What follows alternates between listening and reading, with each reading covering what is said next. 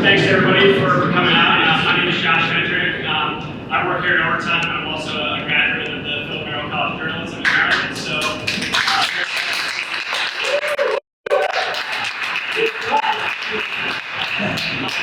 we're going to do some quick introductions real quick, and then I'll turn it over to Mark and get the panel going. So, first introduction, Mark Hyman, Merrill College, is on here with George Solomon, endowed chair in sports journalism, professor of practice, and serves as the director of the Shirley Povich Center for Sports Journalism. So, Mark Hyman.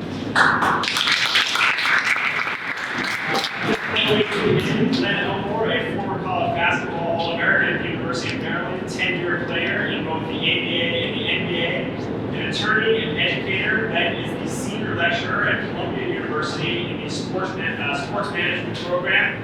Currently serves as co-chair of the Knight Commission on Intercollegiate Sports. That is Bill Carter is the principal of Student Athlete Insights, a Burlington, Vermont-based firm that provides research and consulting services related to name, image, and likeness to universities, player representatives, and others. Bill also serves as an adjunct professor teaching both NIL and sports entrepreneurship at the Grossman School of Business at the University of Vermont. And I've got David's bio in a special folder on my phone. Dan Porter is the co-founder and CEO of Overtime, the leading brand for the next generation of sports fans with more followers and video views than any domestic sports team. Previously, Dan served as the head of digital at William Morris Endeavor, where he built out the company's digital and social media businesses. And while at WME, Dan oversaw digital talent, launched their efforts into esports, and debuted an OTT service and created the WME Ventures Fund, in which he oversaw investments into companies like Glossier, Splice, and Masterclass. So, Dan Porter.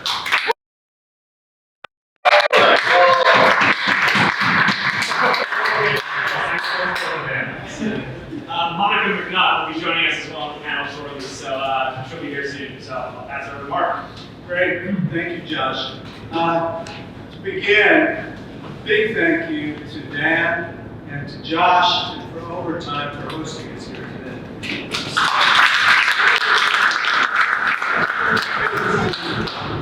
And also to let you know, if you look to the back of the room, you will see a camera, and it is our intention to record this session and to post to our website, the Povich Center website. So be advised. Earlier this week, I was doing some research about NIL, and I came across a story that perhaps some of you are familiar with about a young man from Kansas State who recently announced his intention to transfer to the University of Miami, a basketball player. He's been promised $800,000 over 2 years in an NIL deal with a company called LifeWalk. And I thought the timing of this panel is outstanding, because this is exactly the kind of change, fundamental change, maybe the most dramatic change in college sports that has occurred in my lifetime, NIL.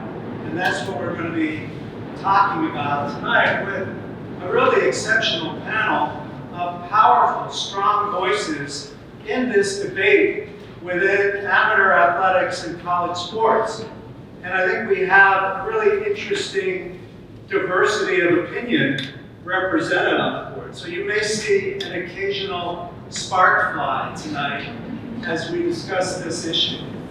I want to begin by asking the panelists, we're approaching the first anniversary of NIL. The first deal was July 1 of 2021. So let's reflect on that year. What is the biggest, for you, the most significant surprise development related to NIL in year one? And let's start with Leno.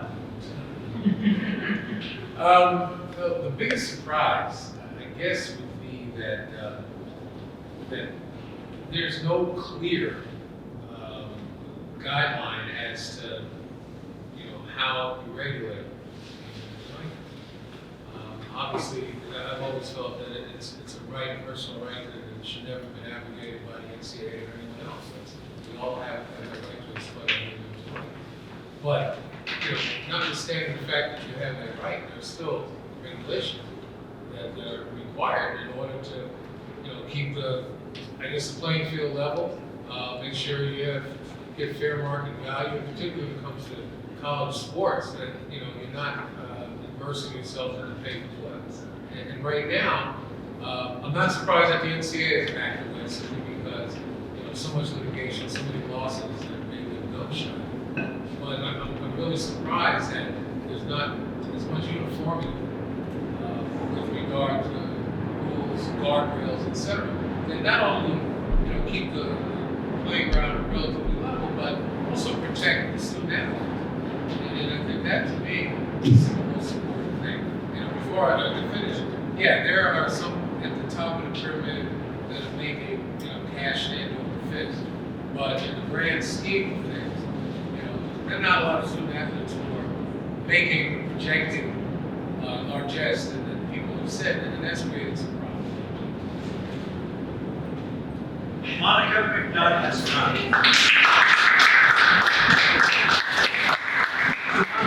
the question for the panelists. Hi. Hey guys. I'll let you take your coat off first. So as we're approaching the first anniversary of NIL, what development that has occurred in the first year related to NIL has been most surprising to you? Most surprising. The numbers, I guess, would be the first honest answer. Some of the numbers were crazier than I even anticipated. I'm going to spin it a little bit, Mark. I think most disappointing for me has been the distribution of opportunities. And that is skipping over a lot of folks that look like me. I thought that women's sports would be a leader in a way that has kind of panned out to what whoever marketers deem as pretty, which has been a little bit disappointing.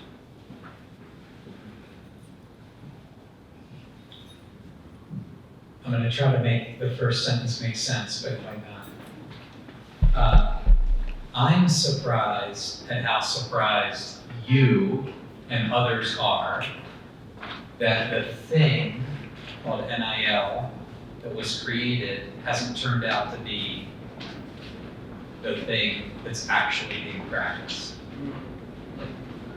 You, I'm using you, Mark, just metaphorically, you thought you were creating a marketplace that big brands who spend a lot of money in sports would rush in and spend on athlete marketing like they always have, except for it'll be with collegiate athletes and not professional athletes.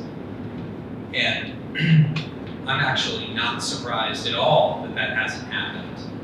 And it hasn't happened, like let's be clear, that has not happened. It's happened on the margins, it's happened with a tiny, tiny, barely discernible percentage of student athletes who are doing deals that you read about, and you read about them because they're noteworthy, they're newsworthy, because they were actually happening so infrequently. So they're outliers. So that is not the thing that has been built. There's other marketplaces that have been built, but the marketplace that was the intention of NIL has not been the thing that has been built. I would say the thing I was most surprised at was the NIL deal between, was it Drew Timmy with the Gonzaga basketball player? It was a casino endorsement deal. And I just always saw NIL payment, college sports didn't go together. Sports betting, college sports didn't go together. And there was an NIL deal supporting gambling and betting, which I don't have any issue with, but if you're gonna ask me what surprised me, that really surprised me. Yeah, and Dan, that's a great point. And we're going to talk about guardrails tonight. And I think we're going to talk about the absence of meaningful guardrails that might have created a more ordered system. And I think what the example you're citing certainly would be relevant to that discussion. I'd like to shift gears a little bit and talk about who has benefited from NIL. Because clearly there have been some winners. Who are there?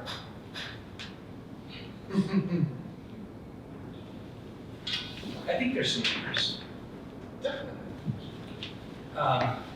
So I guess I'll start by sort of continuing down the path I started to go on for a second. I think that what you're not reading about, what you're not seeing, is actually a really positive story about NIL, which is, remember for a second, take a quick step back. NIL is a lot more than endorsements. NIL is the right of promotion of your name, image, and likeness for the purpose of earning income. And you can do that in a number of NIL activities. NCAA calls them NIL activities. And it can be making an appearance, posting on social media, developing your own camp or clinic, or doing private instruction. There's all sorts of things you can do. You can develop your own brand, sell your own merchandise. And actually, there's a lot of that activity happening. They're not mega deals. They're not the $800,000 deal to go to Miami.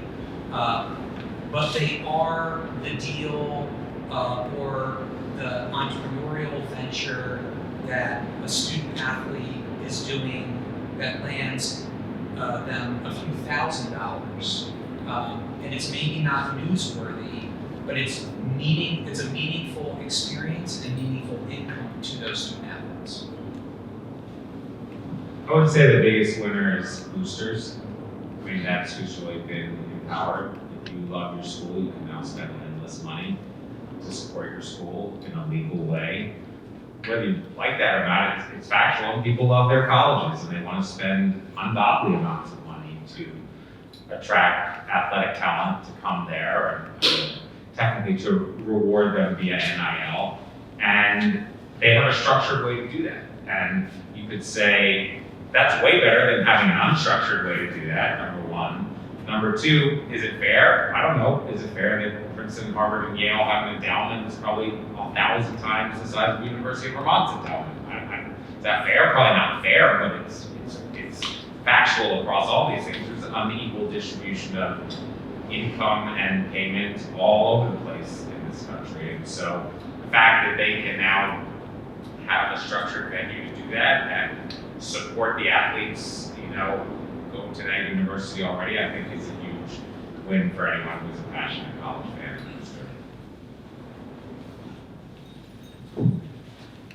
Well, just let me say that, aside from some of the people I just mentioned, also you have the third-party organizations who have been able to raise money and essentially, fund their businesses on the promise that they can get, NIL deals. People invested tons of money into many of these companies. And the other thing is, when we talk about some of these large dollars, if you look closely, read the sentences that describe it. Projected, promise. Some of them may have received that, but a lot of it has been essentially, promised and projected, and still hasn't been received. From that standpoint, I think that the third-party folks certainly have benefited. When we talk about boosters, I think that the boosters can, get their satisfaction to know that they've contributed to something meaningful in athletic departments. But again, return on investment there, and we can talk about this later, is for them is going to be wins, and it has been proven that they translate into wins. Now, who else can benefit from it? Many of the schools who utilize the transfer portal, and I know we'll probably get to that in a minute, have been able to use that to induce, the highly rated athletes to come to that particular school. Whether the athletes receive what they've been promised or not, I think still remains to be seen, but they certainly have enrolled in those schools, and you talk about Miami and some of the others. But overall, there have been a number of temporary winners, and do we determine winning as to what's happening today, or is winning something that goes along and continues? It remains to be seen. On the topic, I'm saying for those guys That was who it. have said that NIL has brought me back, it's kind of coincidental that they're not ranked in the first round. Right, fair enough. But I thought, Bill, your point was great because there were so many more cases of student athletes in non-high-profile sports that would find themselves in hot water with the NCAA regulations because of this until it was turned over. So to be able to keep your YouTube page and monetize your TikTok, like that is something that once would have been penalized. So in that way, everybody is.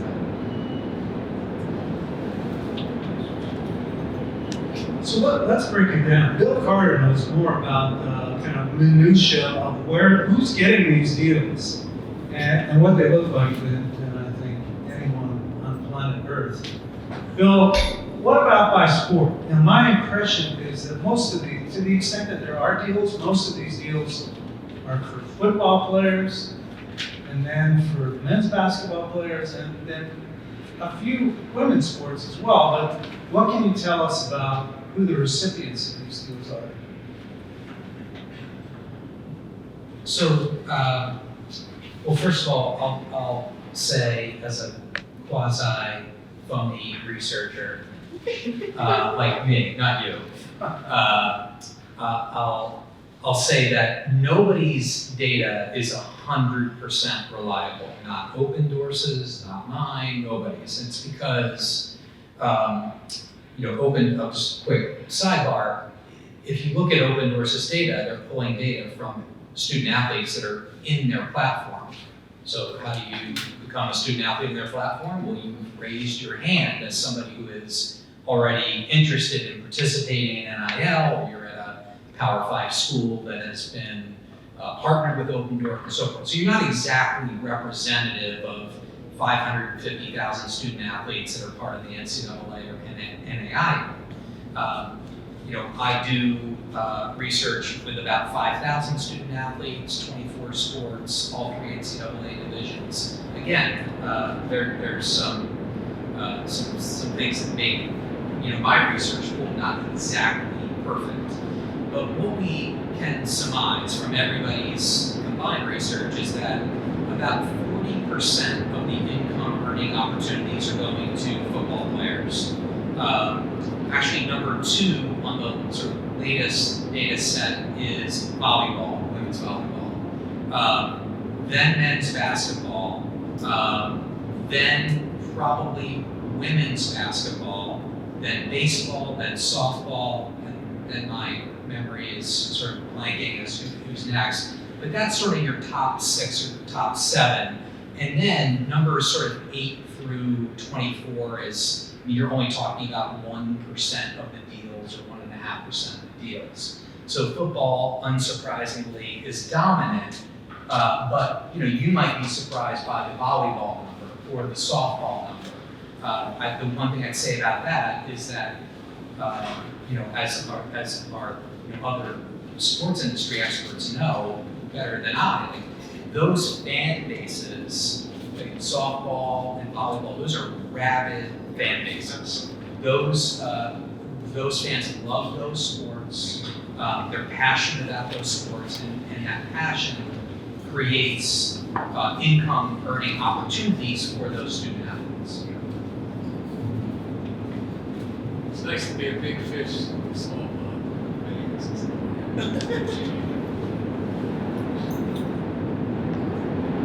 think we should touch on gender and understand the extent to which women are benefiting from NIL. So, I'm going to pass the microphone to you, but this is for anyone on the panel. Are women benefiting commensurately or disproportionately from NIL?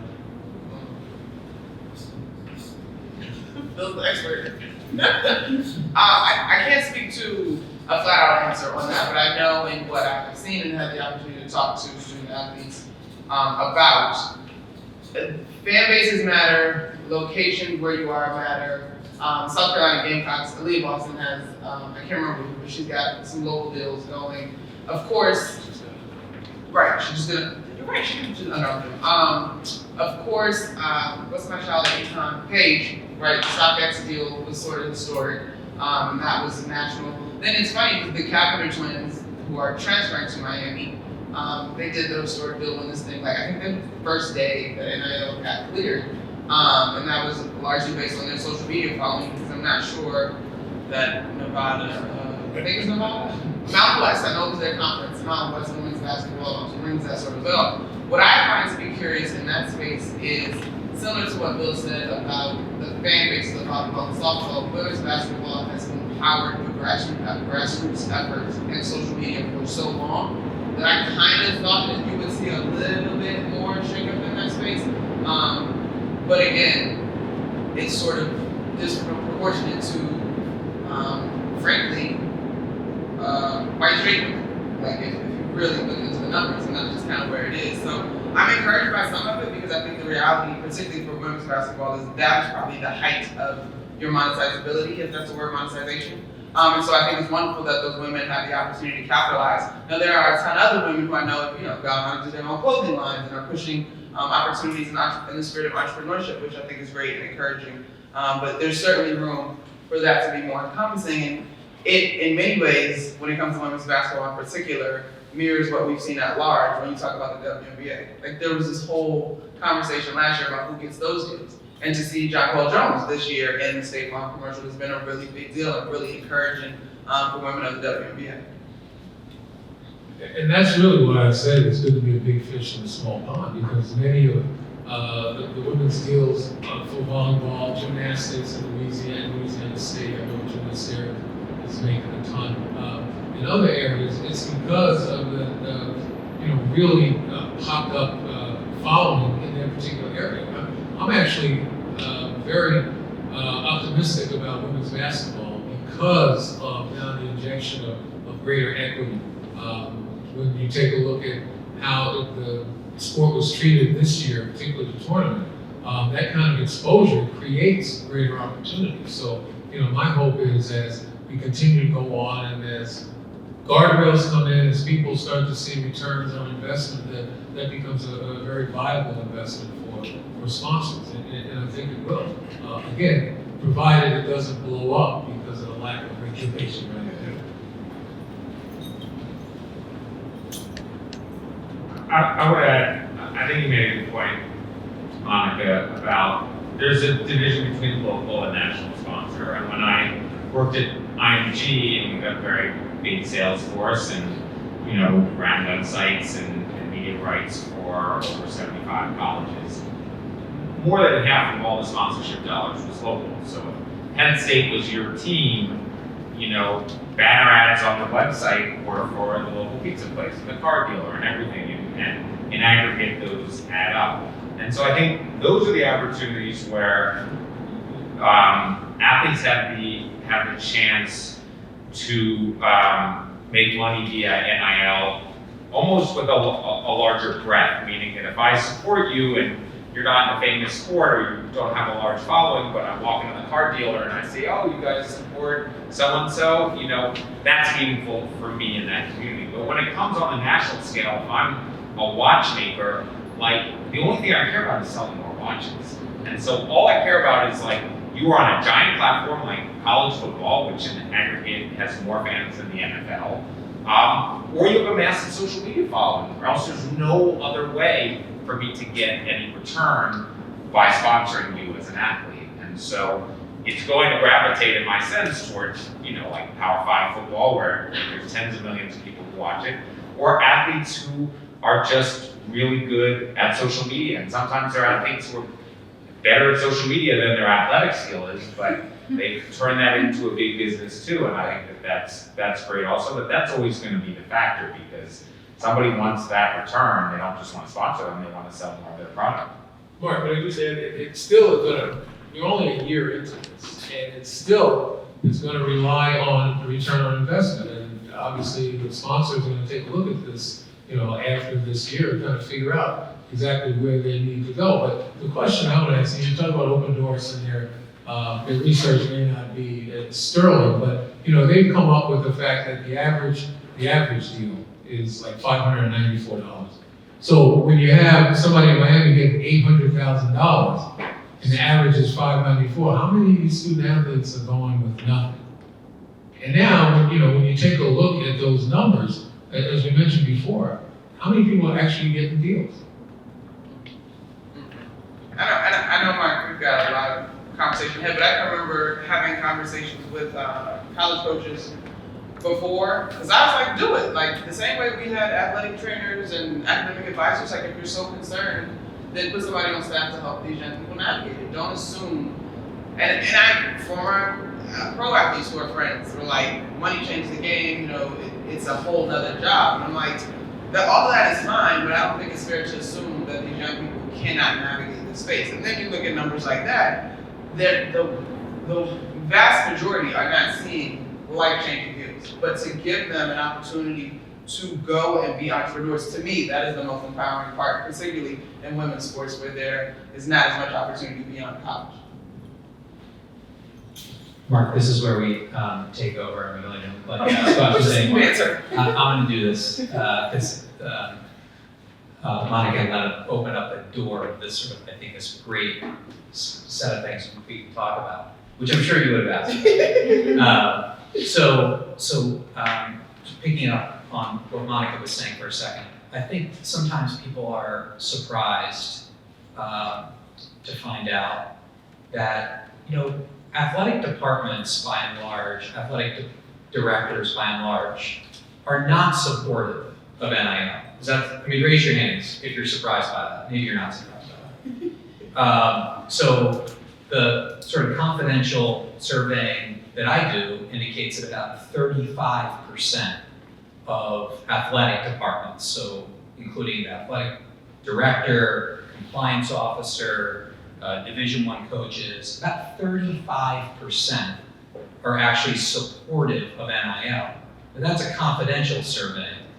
If you walk them into this room, most of them are going to, provide some level of public support because it's, the de facto law of the land. It's unpopular. Yeah, and I'm glad you used that word, Dan, because the public sentiment is about 60% support of NIL. So it's 60% of sports fans support NIL. But not surprisingly, about 90% of student athletes support NIL.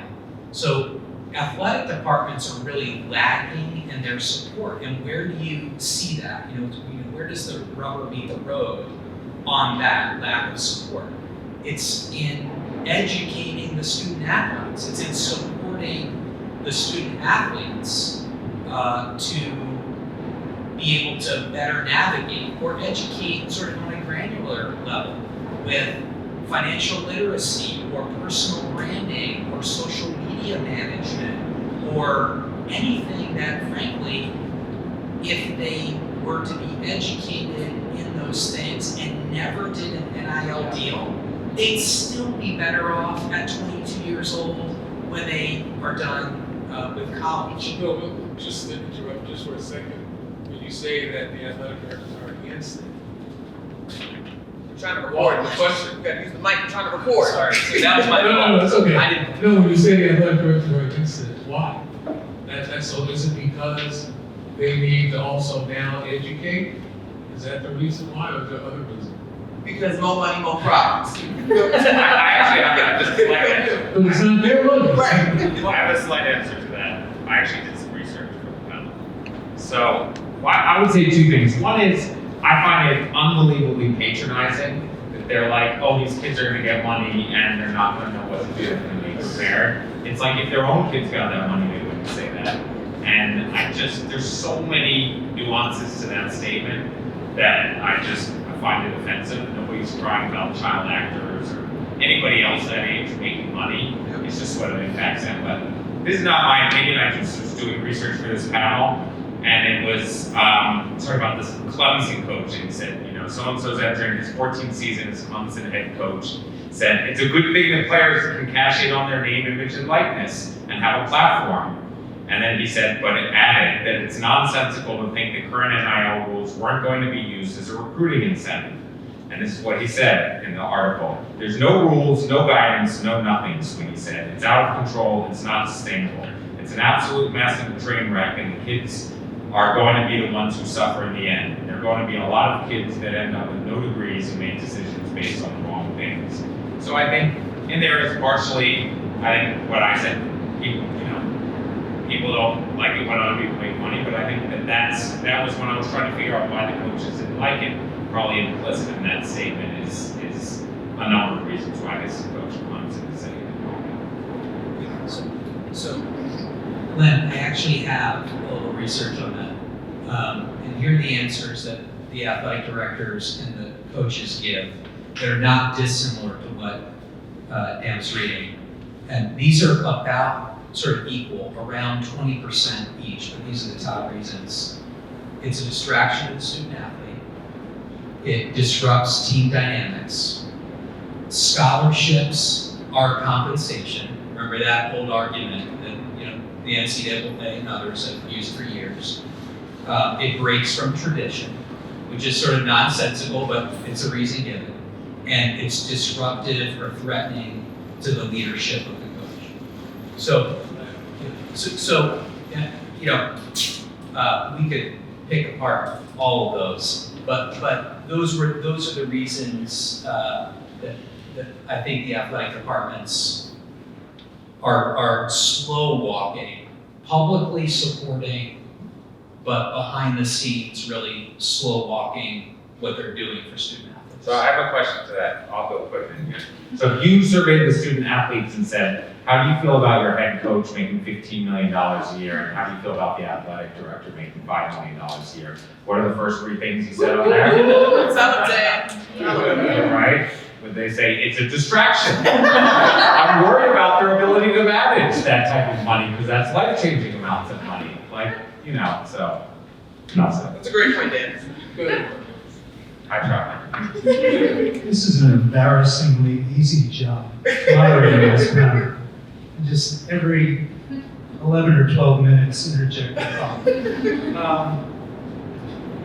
So there are lots of things that we don't agree on this panel. One thing I think we do agree on is that NIL has come at a cost to some people and some things. So let's consider that. And I'll throw out a couple of potential topics. Team cohesion.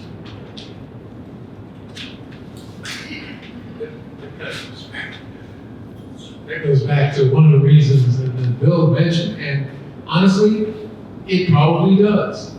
But it's the coach's job and the team's job to put that in place.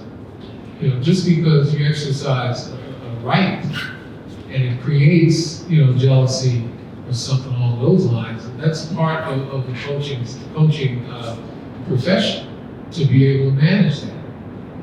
But one thing I will say though, the idea of distraction, the distraction not necessarily from the sport, but there have been stories, and actually there have been more than anecdotes about distraction to the individual athlete, who now, if they're not getting the big deals and it's been projected by the third parties that you're worth this and you're worth that, but I'm not getting that.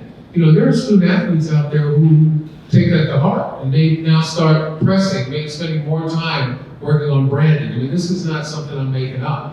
With the Knight Commission interviewing athletes and sitting on other panels, we've had student athletes say that it becomes a problem, a mental health issue, to the point where they doubt themselves. Maybe they can't perform to the level they want because they need to get this money, the peer pressure, et cetera, et cetera. So, I wouldn't make a lot of light of distraction because it can create that. But what needs to be done, we need to have, methods in place that are going to help the student athletes through those distractions. There are other mental health issues that are abundant in sport. This is just one of them. And I think that it needs to be attention needs to be paid to this as well, from that perspective. But, overall, the people who have been, supposedly hurt by it, or to the extent that, team cohesion is an issue, I'll go back to the point again, that it's up to the team themselves and it's up to the coach, because there are other distractions from team cohesion that teams ultimately take care of. So that's no real excuse. I'm so glad you said that, Len, because there was no NIL deal when I was playing ball at Georgetown. We had plenty of distraction, we had plenty of issues. I think, is this a frontier that causes us to think about it a little differently, both leadership and student athletes? Yes. But I think with new opportunities come new responsibilities, and that's just the way it is. And so, to me, the first few things that Bill rattled off, in some capacity, existed prior to, right? Like, that was when he's complaining about NIL. Are you complaining about the transfer portal? If it pans out your way, like, that's new too.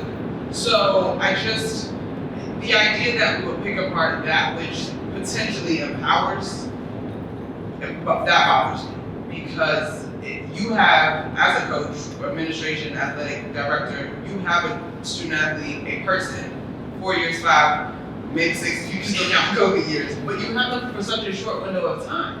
And even if, for a women's basketball player, if the 4 years, we'll say 5, that I play ball is the opportunity I have to plant seeds for my future beyond, like, how dare you just reduce me to solely your basketball player? Like, that I agree with Dan, and so on and so forth. I think that, look, the NCAA did a brave thing and they went out for NIL. Are there imperfections in a lot of those things? But it's not them who's saying that. So I give credit to the NCAA for just taking that step forward. But on the team cohesion thing, again, it's just like a patronizing excuse. It's like, oh, people can't manage it.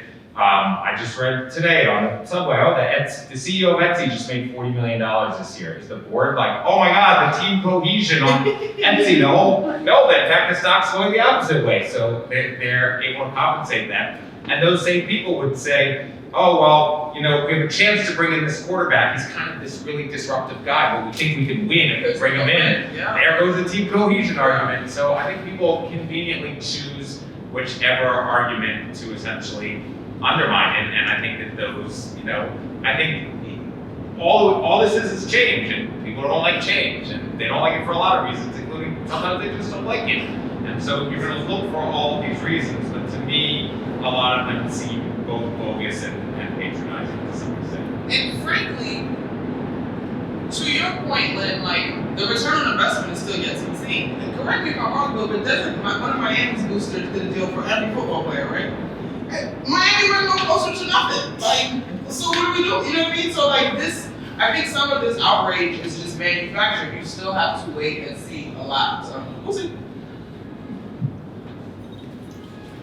I want to add one other thing that's interesting. I think it's in the Miami deal and a couple of other deals, is that there's like more energy drinks and nutritional bars that I've never heard of that sponsor athletes.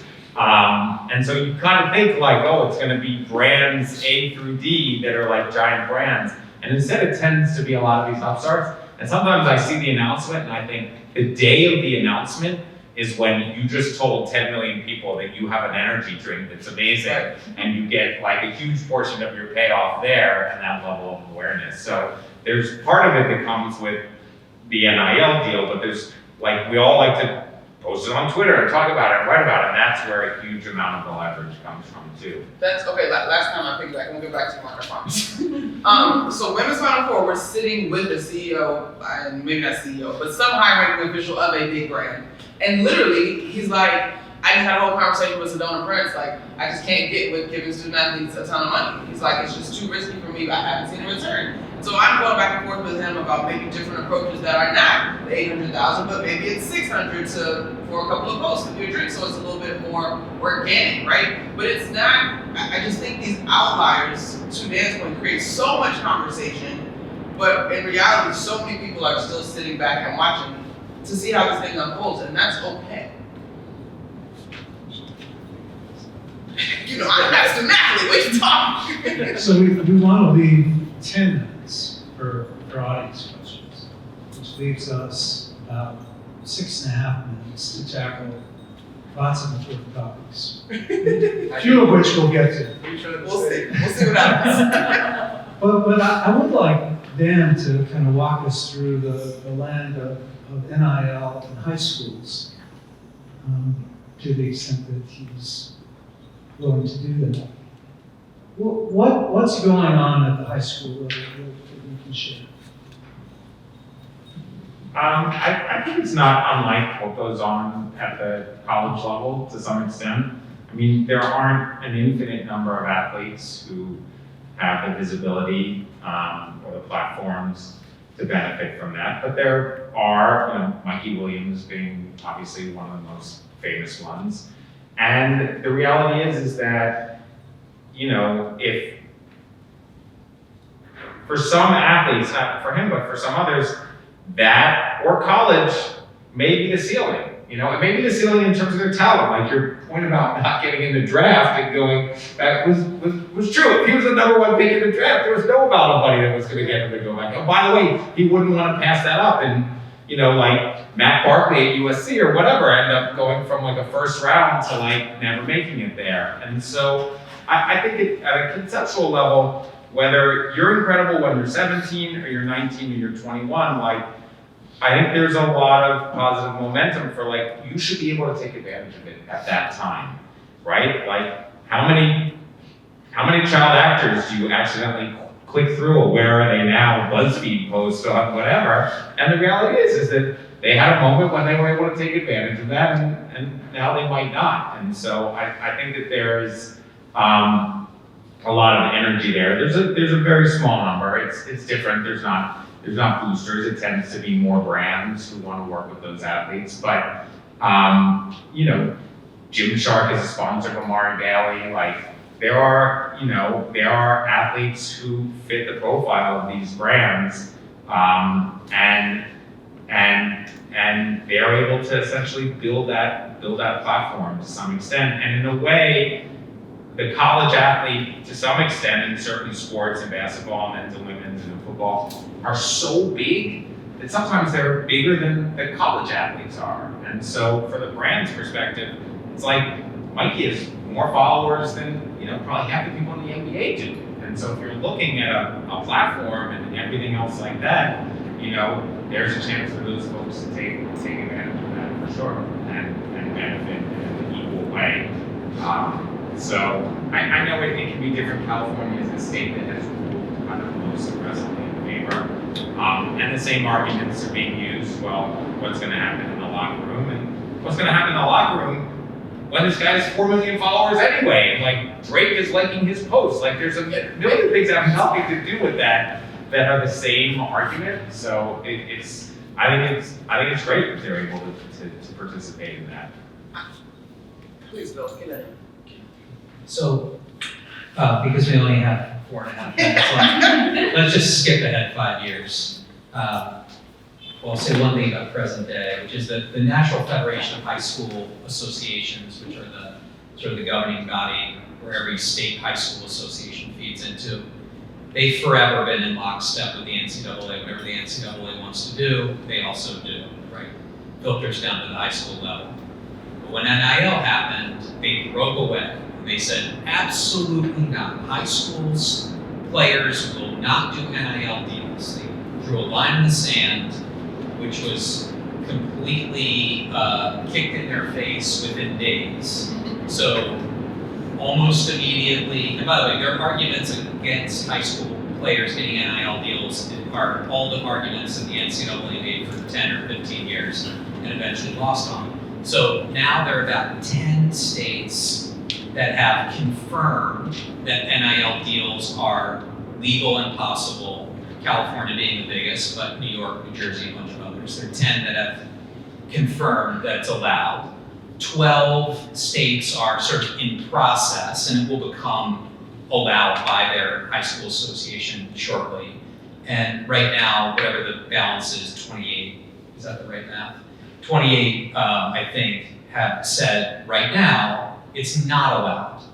But even there, high school athletes are still doing deals. Well, how are they doing deals? Because NIL deals. Well, first of all, we're talking about like a sideshow, right? An interesting sideshow, but it's a handful of athletes. It's very small. But they're doing deals because some play at schools, like Mikey Williams did when he was in North Carolina and did a Puma deal, that are not part of the state association. I can't remember her name, the point guard at La Jolla Country Day. She's going to be play next year. I heard it. Yes. She just did a deal with Spalding. Yep, actually, that's on that. And then the third way is you do the Quinn Ewers, former high school quarterback in Texas, where it wasn't allowed. So he graduates early, reclass, goes, enrolls at Ohio State, and takes the deals that And then transfers it. allegedly $1.4 million. So there's always going to be a way around it. Sorry, I've taken this too much time. The high school thing, but in 5 years, this will not even be a discussion because, of course, it will be legal for all high school players. Yeah.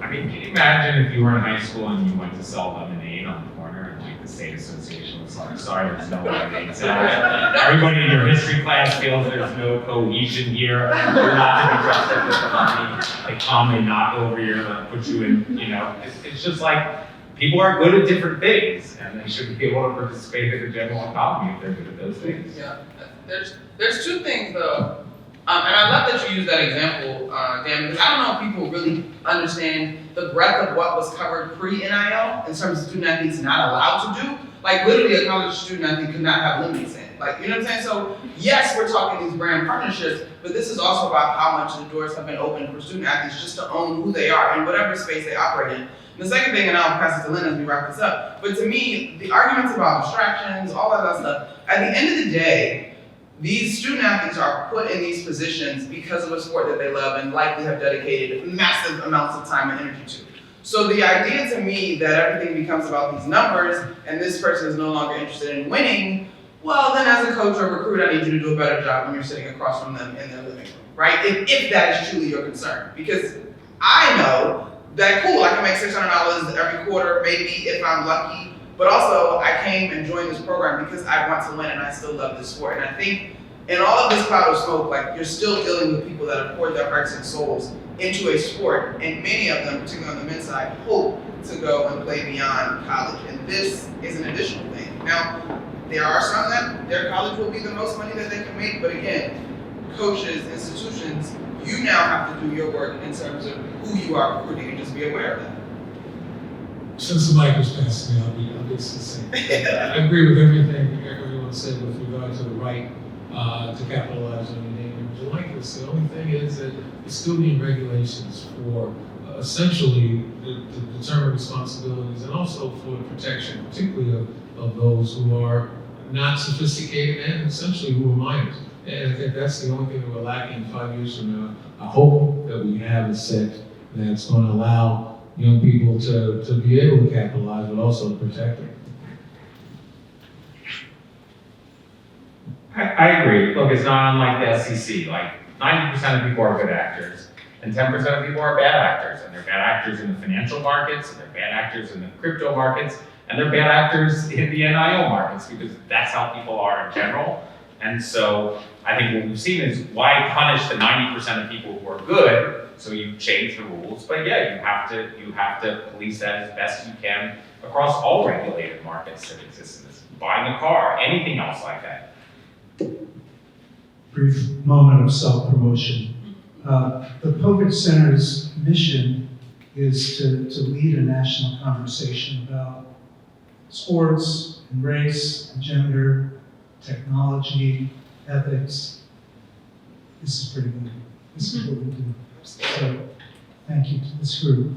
Okay, end of brief self-promotion. Questions? Ms. Scobo. Yes, thank you all so much. This was great. I'm curious how, if at all, you think the growth of women's use of NIL will impact the coverage of women's sports in traditional media outlets, if at all.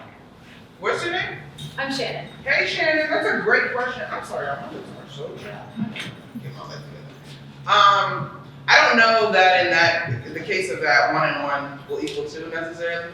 So much of where I'll tell you this, the wrinkle that I'm curious, and we'll have a chance to talk with him next week at another event, is where Athletes Unlimited will fall.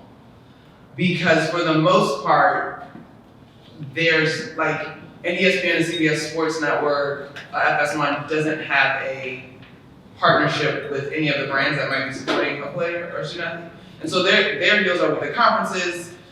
Oftentimes the women's sports get tossed in because of the deals on behalf of football. Like, until NIL translates in a way that drives viewership, I don't know that you'll see that correlation. Actually, I think it's going to be the other way around. I think the greater exposure and ultimately reading the popularity of women athletes will actually drive NIL sponsors, et cetera, towards them. And like I said, it's only been a year. People are going to sit back and imagine the growth of the women's basketball sport on television this year, as well as other sports, when gender equity really takes hold, might open a whole new frontier.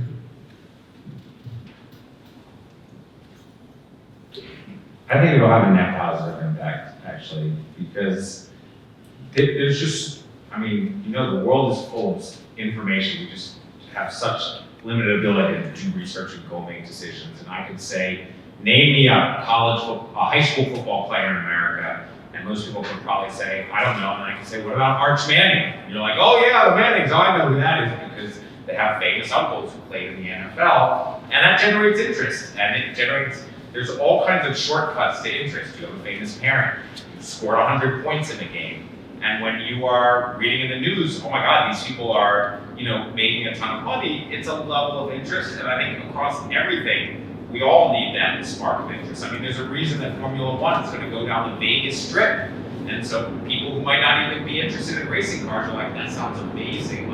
So every sport is looking for some point in to capture the public's imagination. This is another one of those. Yes. There's a booster who owns a company and pays like 100 athletes at a school. It feels like that booster is basically doing the job of what the school should be doing and paying the athletes. Do you feel like this is just a kind of workaround for what should actually be happening, which is schools and conferences and the NCAA making billions of dollars off of free labor? So we didn't have an opportunity to talk about collectives, but I think we're about to. Do you want to go have coffee for the next hour and a half? About a year. I can't do that because I'm driving on to Vermont when we're done. But booster, collectives, I'm not going to call them boosters. Collectives are different. That really is its own session number 2, I think, with the 5 of us. So collectives, I'm going to build on Len's comments from a couple of times tonight. That's the first place that we need regulation.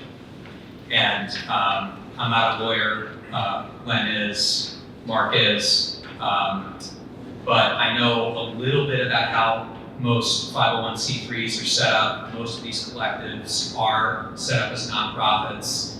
They have boards.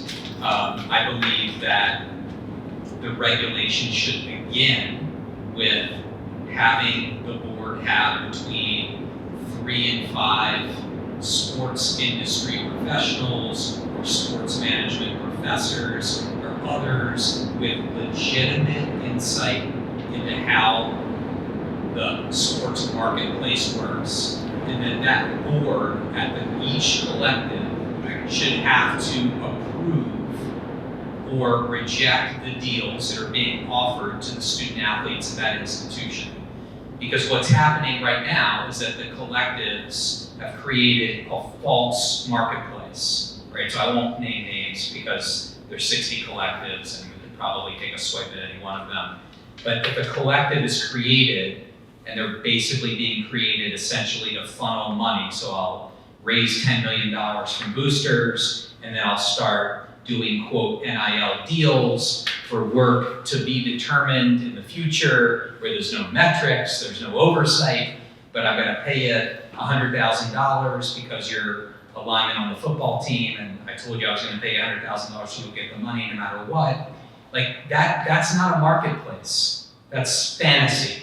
And I think if you had constructed, if these collectives were forced through regulation to have sports marketing industry professionals, they would say, we can't pay this guy $100,000. We've asked him to do 5 social media posts and do 2 appearances. The market rate for that, for an unknown athlete in this small market, is $10,000 over the course of the year. And I think that is in part where we need to start with regulations is around collectives.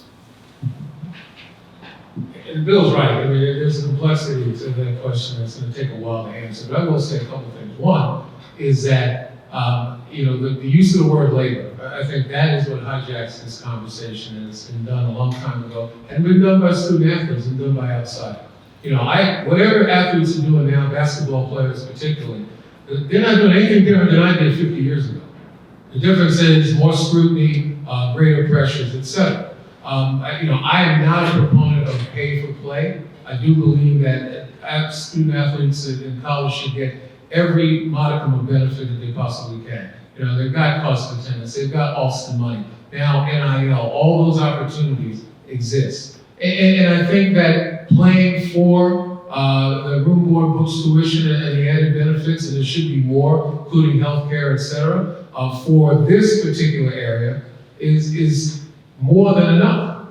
But some people would argue that, this is labor. And as I said, I don't see playing a sport that you love in exchange for an opportunity to get an education and to represent the university in a manner that they would expect you to is labor. If you want to get paid a salary and be treated as an employee, in many ways, you've got other outlets. I would say Overtime Elite is a great opportunity for young people who decide that they don't want the education mission. There are other opportunities out there. I applaud Dan and others who create those opportunities. But for those who want to play in college sports, it's not about labor. And as I said, it's hijacked the conversation to the point where you have Supreme Court justices spouting that. And honestly, it's a fallacy.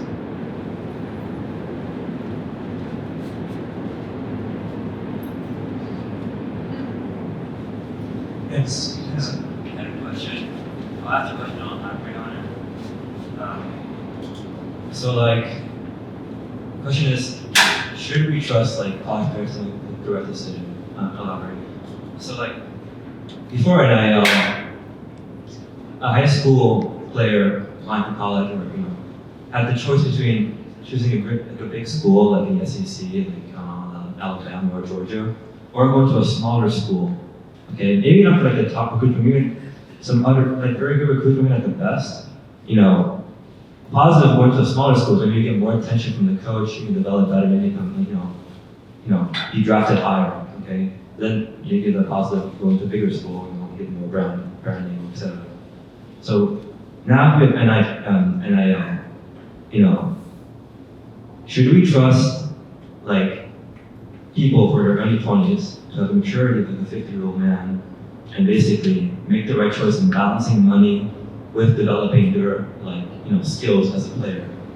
And does that also raise the question of the role of parents in helping raise their children with some value in life or not, and kind of helping them make the choice, helping them make the choice to decide which school to go to, help them make the choice to balance money and also at the same time just become a better athlete and get into the NFL. So we trust them enough to send them to war to be killed overseas, but we don't trust them for this. So, I don't know.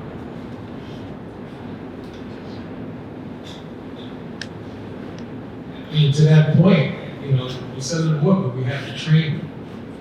And so they're qualified to go and do the bidding. And that's what has to happen here, if they're continually trained to do that. And you can't rely on parents, because a lot of parents don't have that training. A lot of parents have dollar signs in their eyes. I give credit to young people who commit themselves to learn how to handle money, to become more mature. I can tell you when I was a player in the NBA, we had guys who had gone through 4 years of school and didn't know how to balance a checkbook, didn't know how to check into a hotel, because they never received the training or had the experience. And I think that's what's happening now, whether it's on college campuses or in other programs, that they're now getting some of that life experience. And if they're not, they should be, and they should demand it. One of the things that I've been a proponent for, and the Knight Commission has too, is for student athletes also to become advocates for their own education. There's so many young people who know what they need and know what their career path should be, but sometimes are prevented from doing so by the institution because they want to keep them eligible. Now's the time for the outsiders, the same people who call it labor, same people who say that they should be paid. If you're looking towards the interests of college athletes, let's talk about them getting the most out of the education that they've been promised and to support them in that regard. Let's just also be mindful not to give student athletes, college athletes a different set of rules. Like, I know plenty of people with jacked up credit that don't play sports. Like, they got jobs, I've seen them make bad decisions because of alcohol. Like, do I quantify whether I trust them to do, you know what I'm saying? Like, I'm not about to say, all of a sudden, you need a criteria for this opportunity. Like, let's not do that. Guys, have one last thing. I think the better argument there would then be, if this is true for athletes, it's true for any student, it's true for a student who can open a Robinhood account and make or lose money. Why are we not asking the high school education system, like why isn't learning about the psychology of money and all that as valid as woodshop or gym or recess or anything else that happens? And ultimately there's two answers. One answer is the education system was designed to produce factory workers, and that's why bells ring every 45 minutes and people change stations. And that hasn't changed since essentially the Prussian creation of our education system. And the second is we live in a country where you can't even decide on a math book without being politicized on one side or another. So maybe we could solve some of those things that people could graduate. And I agree. I think people who went to prestigious, private schools or boarding schools or schools that had tons of resources also graduated high school and was like, wait, why is that money coming out of my paycheck? And so I think we could do a better job, so I think it's possible in this polarized world. I don't know, but it's not just the athletes, it's anybody who are 18, 19, 20, we're going to be on that. I think we have time for one more question. Amelia. Monica, your first statement really stuck with me that essentially the same social issues are going to be seen with this new power agreement. So what kind of regulations or what kind of special attention could we pay to make sure that we're not just making it the whitest in the middle opportunities with NIL? In a perfect world, Amelia, the regulation would be if you give X amount to this program, you've got to include other athletes. Like some sort of way that if you're a collective that supports Miami football, it's got to pay out through other Miami sports as well. Like that would be my simple way to do it, and you just have to mandate it because we've seen through society, you cannot trust, to use your word, folks to do that on their own. And so I just think there's also the side of me that's hopeful that some of these newer companies and smaller companies and local companies are deliberate. And we talked about the rabid nature of fans of women's basketball, but it doesn't, how many South Carolinas, UConn, Stanfords have the local sort of rabid fan base in that way. So I think the simple answer would be when those regulations come, it has to trickle down throughout other programs of the institution.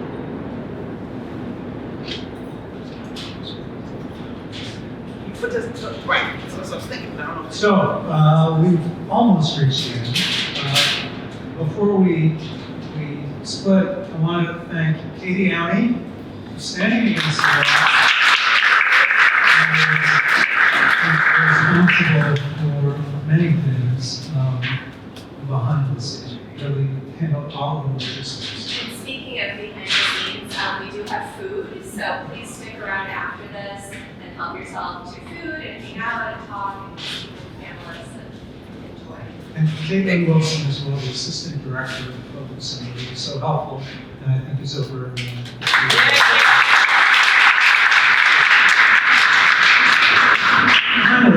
I thoroughly enjoyed this hour with Dan and Jill and Monica and Glenn. And I think I speak for the entire room when I say thank you so much for spending this. Thanks for having me.